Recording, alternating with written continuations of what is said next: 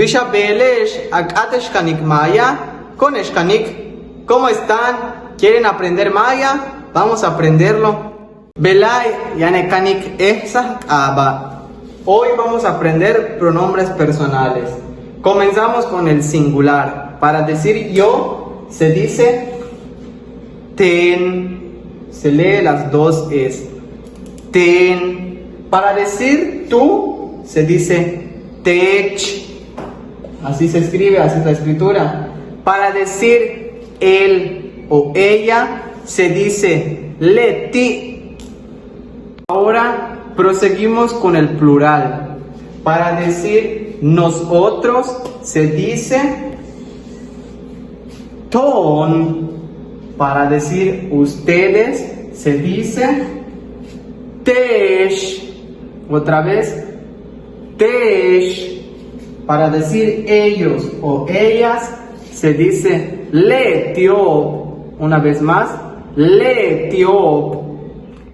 Estos son algunos ejemplos de su aplicación. Para decir yo estoy comiendo se dice ten, tan, inhanal. Y podemos usar este mismo ejemplo para decirlo a tú estás comiendo. Y sería tech, tan, ahanal.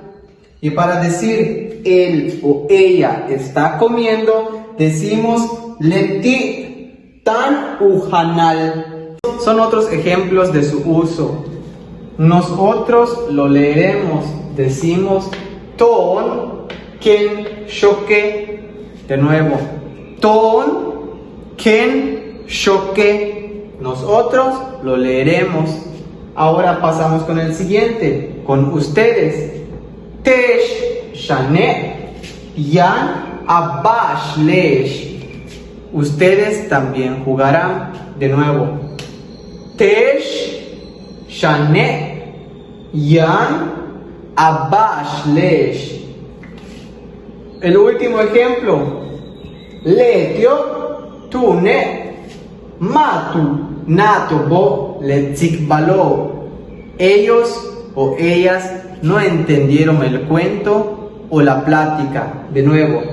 Letio tune matu natobo letzikbalo. Malo hey kebak tulak ine kananda baish.